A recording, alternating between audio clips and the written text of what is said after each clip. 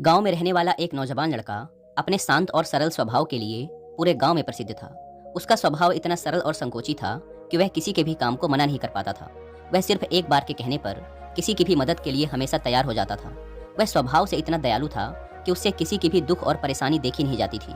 वह जिस प्रकार से भी किसी की मदद कर सकता था वह करने का प्रयास करता था। फिर चाहे किसी को उचित सलाह देनी हो, किसी के काम में हाथ बटाकर उसकी मदद करनी हो, या फिर रुपयों पैसों से सामने वाले की मदद करनी हो, वह मदद के लिए हमेशा तैयार रहता था। कई बार तो वह अपने बहुत ही महत्वपूर्ण कामों को छोड़कर भी सामने वाले की मदद करने चला जाता था। लेकिन धीरे धीरे उसे आभास होने लगा कि लोग उसके इस सरल स्वभाव का गलत फायदा उठा रहे हैं। लोग उससे अपना काम तो निकलवा लेते हैं, लेकिन उसे समाज में उतनी मान सम्मान और प्राथमिकता नहीं मिल रही है जितनी उसे मिलनी चाहिए। उसके घर वाले, दोस्त, रिश्तेदार और जानने वाले अपने हर छोटे बड़े काम में उसे मदद के लिए बुला तो लेते हैं, लेकिन उसे अपने रोजमर्रा के जीवन में वो प्राथमिकता, इज्जत और मान सम्मान नहीं देते जिसके वह लायक है। पिछले कुछ समय से उसे यह बात बहुत परेशान करने लगी थी। हालांकि वह अब भी लोगों की उतनी ही मदद करता था, लेकिन कहीं न कहीं वह अंदर से बहुत दुखी रहने लगा था। एक दिन ऐसे ही वह अपने घर में बैठा कुछ सोच रहा था कि तभी उसे बाहर से किसी के आने की आहट सुनाई पड़ी। उसने दरवाजे की तरफ नजर घुमाई तो देखा कि उसी की उम्र का एक नौजवान बौद्ध भिक्षु भिक्षाटन के लिए खड़ा है। उस भिक्षु के चेहरे पर असीम शांति और अद्भुत तेज था। लड़के ने घर के अंदर से भिक्षा लाकर भिक्षु के भिक्षा पात्र में डाल दी और उनके जाने का इंतजार करने लगा। लेकिन वह नौजवान भिक्षु पूरी शांति और एकाग्रता से उस लड़के के चेहरे की तरफ देख रहा था। अचानक उसने लड़के से पूछ लिया, तुम किसी बड़ी चिंता में दिखाई पड़ रहे हो। पहले तो लड़के ने भिक्षु के प्रश्न को टालने का प्रयास किया, लेकिन फिर उनके बार बार पूछने और उनके शांत चित्त से प्रभावित होकर लड़के ने अपना दुख बौद्ध भिक्षु को बताना शुरू कर दिया। उसने कहा, मैं हर किसी की मदद के लिए तैयार रहता हूँ, मैं हर किसी के लिए उपस्थित रहता हूँ, लेकिन लोग मेरी उपस्थिति को महत्व नहीं देते। समाज में ना तो मुझे और ना ही मेरी जरूरतों को प्राथमिकता दी जाती है। मुझे मेरे अच्छे कामों का श्रेय भी कभी नहीं मिल पाता। इतनी मदद करने के बाद भी लोग मेरी उपस्थिति को जानबूझकर नजरअंदाज कर देते हैं। मुझे कभी भी मेरी अच्छी नीयत और अच्छे काम के लिए उचित मान सम्मान और श्रेय नहीं दिया जाता, और ये सब मेरे अपने परिवार वालों, दोस्तों और रिश्तेदारों के द्वारा किया जाता है, जिस वजह से मैं बहुत ही ज़्यादा आहत और दुखी हूँ। बौद्ध भिक्षु ने उस नौजवान की बात पूरे ध्यान से सुनी और कहा, फिर तो तुम्हें मेरे साथ मेरे गुरु के पास चलना चाहिए। आज आश्रम में हमारे गुरु इसी विषय में प्रवचन देने वाले हैं कि बिना मांगे समाज में उचित मान सम्मान और इज्जत कैसे हासिल करें। वह लड़का भिक्षु के साथ उनके आश्रम चलने के लिए तैयार हो जाता है। जब तक वह दोनों आश्रम पहुँचते हैं तब तक गुरु के प्रवचन देने का समय भी शुरू हो जाता है। तो वह लड़का पहले से कतार लगाकर बैठे छात्रों के पीछे जाकर बैठ जाता है। इसके थोड़ी देर बाद गुरु भी अपना आसन ग्रहण कर लेते हैं। गुरु योग, ध्यान और दर्शन शास्त्र के साथ साथ मानवीय स्वभाव और मनोविज्ञान के भी विशेषज्ञ थे। गुरु ने क्षण भर के मौन के बाद अपना प्रवचन शुरू किया। उन्होंने कहना शुरू किया, क्या आप लोगों ने कभी खुद को ऐसी स्थिति में पाया है जहां आपको लगा हो कि आप दूसरों के लिए प्राथमिकता नहीं हैं? क्या आपने कभी ऐसे समय का सामना किया है जब आपने बहुत बढ़िया काम किया हो, या फिर आपके पास बहुत अच्छी योजना रही हो जिस पर चलकर ही पूरा काम हुआ हो, या फिर आपने सच में किसी का बहुत ही महत्वपूर्ण काम किया हो लेकिन आपको उसका श्रेय नहीं दिया गया? मुझे पता है ऐसे पलों का सामना करना बहुत मुश्किल होता है। दुर्भाग्यवश कई बार जब हम सही दिशा में भी काम कर रहे होते हैं, ऐसा काम कर रहे होते हैं जो सभी के लिए अच्छा होता है और खुद को दूसरों की मदद के लिए उपलब्ध करा देते हैं, लेकिन लोग हमारी उपस्थिति और प्रयासों को उतना महत्व नहीं देते या फिर महत्व ना देने का दिखावा करते हैं। यहाँ तक कि जब आप ऐसे लोगों को खुश करने का प्रयास करते हो जो आपको महत्व नहीं देते, तो ऐसे प्रयासों के बाद आपको और दुखी मिलता है। निश्चित रूप से ऐसे पल व्यक्ति को अंदर से हिला देने वाले होते हैं, और ये स्थिति और भी खराब तब हो जाती है जब ऐसा करने वाला हमारा कोई अपना करीबी हो, जैसे परिवार के लोग, दोस्त या जीवन साथी। वैसे तो हमें किसी से भी मान सम्मान और पहचान की उम्मीद रखनी ही नहीं चाहिए, क्योंकि यह हमारे नियंत्रण के बाहर है, और ऐसी उम्मीद रखने से ज़्यादातर समय दुख और निराशा ही हाथ लगती है, क्योंकि ऐसी उम्मीदें कभी पूरी नहीं होती। लेकिन क्या हो अगर मैं कहूँ कि ऐसे कुछ तरीके हैं जिनका उपयोग करके आप किसी के भी जीवन की प्राथमिकता बन सकते हो और समाज में वो मान सम्मान और पहचान हासिल कर सकते हो जिसके आप लायक हो। आज के प्रवचन में मैं तुम्हें 9 ऐसे सफल तरीके बताऊंगा जिनका उपयोग करके आप ये निश्चित कर सकते हो कि आप उन लोगों के जीवन की प्राथमिकता बने रहो जिनसे आप प्रेम करते हो, जिनकी परवाह करते हो, या जिनके लिए आप चाहते हो कि आप उनके जीवन की प्राथमिकता बने रहो। तो मेरी इन 9 बातों को ध्यान से सुनना। पीछे बैठा वह नौजवान लड़का पूरे ध्यान से गुरु की बातें सुन रहा था। गुरु ने कहना जारी रखा, पहला नियम, खुद को खोने का डर पैदा करो। यह सबसे शक्तिशाली मनोविज्ञान तकनीकों में से एक है जिसका उपयोग आप किसी के भी जीवन में अपना महत्व बढ़ाने के लिए कर सकते हैं। खुद को खोने का डर पैदा करके आप सामने वाले को मजबूर कर सकते हैं कि वह आपको भी अपने जीवन में उचित प्राथमिकता दे। लोग अक्सर नई चीज़ों को पाने के लिए उतना उत्साहित नहीं होते जितना जो उनके पास है उसे खोने से डरते हैं। इसीलिए अगर आप चाहते हैं कि सामने वाला आपको अपनी प्राथमिकताओं वाली सूची के शीर्ष पर रखे, तो उनके दिमाग में तुम्हें खो देने का डर पैदा करो, और ऐसा करने के लिए खुद को उनसे भावनात्मक रूप से दूर करना शुरू कर दो। अपनी भावनाओं और व्यक्तिगत बातों को उनसे साझा करना बंद कर दो। अपना समय और ऊर्जा दूसरे लोगों के साथ भी बांटना शुरू करो।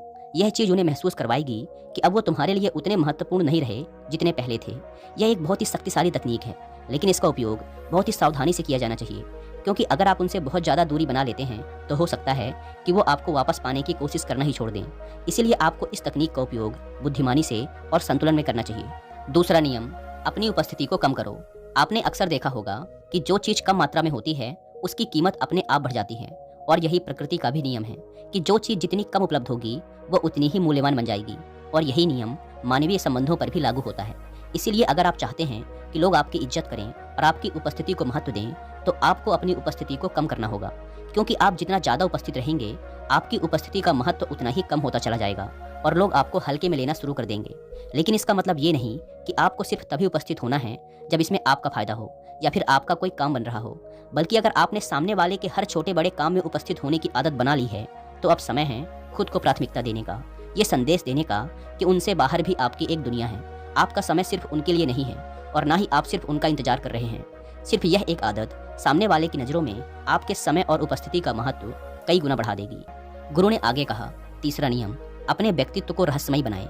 लोग आमतौर पर गूढ़ और रहस्यमय चीज़ों की ओर आकर्षित होते हैं। एक रहस्यमय व्यक्तित्व स्वाभाविक तौर पर सबको आकर्षित करता है और अक्सर लोगों को रिश्तों के क्षेत्र में अधिक जुड़ाव महसूस कराता है। थोड़ा रहस्यमय होना आपके लिए फायदेमंद हो सकता है। यदि आप चाहते हैं कि आपको प्राथमिकता दी जाए तो तुरंत अपने बारे में सब कुछ बोलने से बचें। ज़्यादा जानकारी दिए बिना अपने शौक और रुचियों के बारे में संकेत दें। प्रश्नों के थोड़ा घुमा फिरा कर अस्पष्ट उत्तर दें और अपने अतीत के बारे में सब कुछ ना बताएं। अपने जीवन को एक खुली किताब की तरह लोगों के सामने ना रखें। इसका उद्देश्य सिर्फ दूसरे व्यक्ति को अपने बारे में अधिक जानने के लिए उत्सुक बनाए रखना है, और आप देखेंगे कि समय के साथ वो आपको अपने जीवन में प्राथमिकता के रूप में देखना शुरू कर देंगे। चौथा नियम, लोगों को खुद पर निवेश करने दें। यह एक नाजुक कदम है जिसे आपको बुद्धिमानी और संयम से उपयोग करना चाहिए, क्योंकि हमारा उद्देश्य लोगों को खुद से दूर करना नहीं बल्कि अपनी सही जगह हासिल करना है। इस प्रश्न पर विचार करो कि कौन आपको प्राथमिकता के रूप में देखने के लिए अधिक इच्छुक होगा। कोई ऐसा व्यक्ति जिसने आप में बहुत अधिक निवेश किया है, या कोई ऐसा व्यक्ति जिसने आप में बिल्कुल भी निवेश नहीं किया है? उत्तर स्पष्ट है। तो यदि आप चाहते हैं कि कोई आपको प्राथमिकता के रूप में देखे तो आपको उन्हें अपने में निवेश करने की अनुमति देनी होगी। यह कई तरीकों से किया जा सकता है। उदाहरण के लिए, उन्हें अपना समय आप पर निवेश करने दें, उनकी भावनाओं को अपने से जुड़ने दें, केवल उन झूठी उम्मीदों को बढ़ावा ना दें जिन्हें आप जानते हैं कि आप पूरा नहीं कर पाएंगे। साथ ही यह भी दिखाएं कि आपका समय मूल्यवान है, हमेशा उपलब्ध ना रहें और कभी कभी उन्हें भी आपका इंतजार करने दें। आपका यह व्यवहार सामने वाले को यह संदेश भेजेगा कि आप खाली और फालतू नहीं हैं, और अगर उन्हें आपका समय और ध्यान चाहिए तो उन्हें भी प्रयास करना पड़ेगा। इससे सामने वाला आपको गंभीरता से लेगा और आपको प्राथमिकता देना शुरू कर देगा। लेकिन याद रहे कि इस तकनीक का उपयोग समझदारी से करना होगा। इसकी अति ना करें, अन्यथा परिणाम आपकी इच्छा के विपरीत हो सकता है। पांचवा नियम, खुद को और अपनी जरूरतों को प्राथमिकता दें। इसका मतलब स्वार्थी होना नहीं है। खुद को प्राथमिकता देने का मतलब है स्वयं को ऐसी जगह पर ना होने देना जहां आप एक प्राथमिकता नहीं है। उदाहरण के लिए, अगर आप जानते हैं कि कोई आपको उतनी इज्जत नहीं दे रहा है जितनी उसे आपको देनी चाहिए, तो फिर ऐसे इंसान से क्यों इतनी नजदीकियां बढ़ाना? ऐसे लोगों के बीच रहकर जो आपको अपनी प्राथमिकता मानते हैं और महत्व देते हैं, ज़्यादा संभावना है कि दूसरे भी आपको उचित सम्मान देना शुरू कर दें और आपका अपनी नज़रों में जो आत्मसम्मान बढ़ेगा वो अलग से। गुरु ने आगे कहा, आप सबका ये समझना जरूरी है कि आप स्वयं के प्रति दूसरे व्यक्ति की भावनाओं को नियंत्रित नहीं कर सकते। आप स्वयं के प्रति केवल खुद की भावनाओं को नियंत्रित कर सकते हैं। इसीलिए यदि आप किसी के जीवन में प्राथमिकता बनना चाहते हैं तो सुनिश्चित करें कि पहले आप अपने जीवन में प्राथमिकता बने। छठा नियम, किसी को भी अपने जीवन का केंद्र मत बनाओ। किसी को भी अपने दिमाग में इतना बड़ा मत बनाओ कि वो आपके जीवन का केंद्र बिंदु बन जाए, कि जब तक वो इंसान आप पर ध्यान न दे, आपकी तारीफ ना करे, आपको खुशी नहीं मिलती।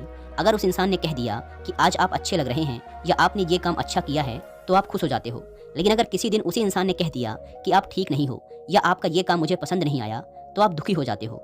अगर आपने इस स्तर तक किसी और को अपने जीवन का नियंत्रण दे रखा है, आपने उसको इतना बड़ा बना रखा है, तो खुद को दुखी करने की व्यवस्था आपने खुद कर रखी है, क्योंकि आपकी भावनाओं की चाबी उस व्यक्ति के हाथ में है। वो जब चाहे आपको खुश कर सकता है और जब उसका मन करे वो आपको दुखी भी कर सकता है। कोई भी इंसान कभी भी ऐसे व्यक्ति को गंभीरता से नहीं लेता जब उसे पता चल जाता है कि सामने वाला मेरे ध्यान और परवाह का भूखा है।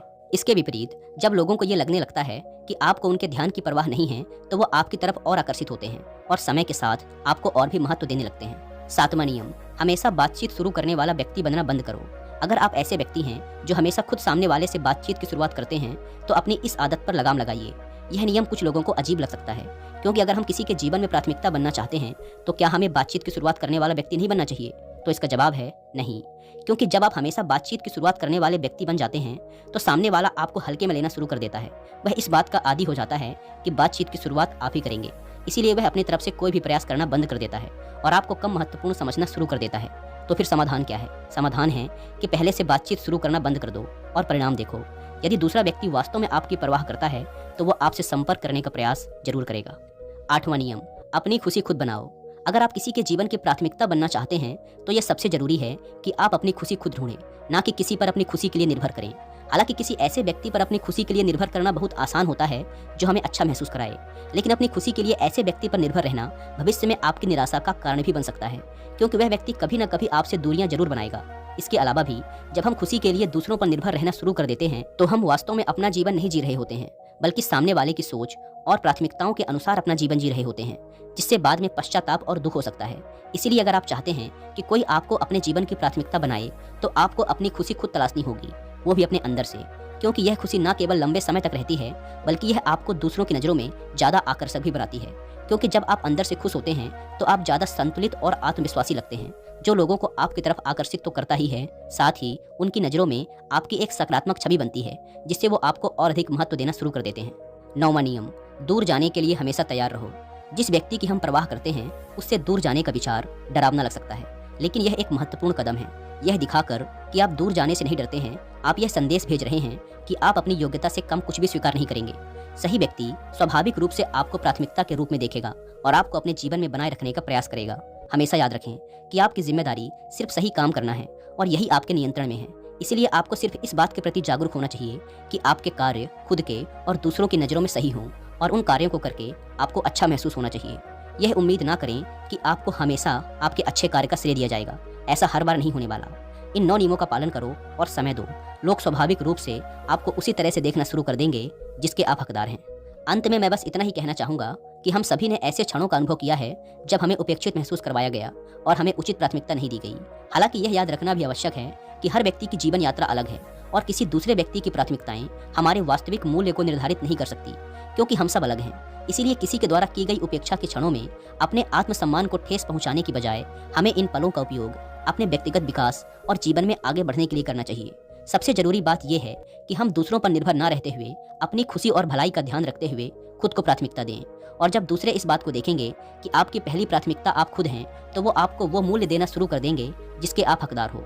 और याद रखो, जब दूसरे आपको उनकी प्राथमिकता सूची में स्थान ना दें तब भी आप खुद को वह प्राथमिकता दे सकते हो, और आपको देना भी चाहिए। यह स्वार्थ या अहंकार नहीं बल्कि आत्मदया और आत्मसम्मान है। ऐसा करके आप खुद के साथ और दूसरों के साथ अच्छे और स्वस्थ रिश्ते बनाए रख सकते हैं, अपने लक्ष्य और जरूरतों के अनुसार उचित निर्णय ले सकते हैं और अधिक खुश, संतुष्ट और सार्थक जीवन जी सकते हैं। इतना कहने के बाद गुरु ने अपना प्रवचन समाप्त किया और वहां से चले गए। धीरे धीरे सारे छात्र भी वहां से चले गए, लेकिन वो नौजवान लड़का अभी भी गुरु की बातों में खोया हुआ था। उसे अपने प्रश्नों का उत्तर मिल चुका था। उसने मन ही मन उस नौजवान भिक्षु और उसके गुरु का धन्यवाद किया और वहां से चला गया।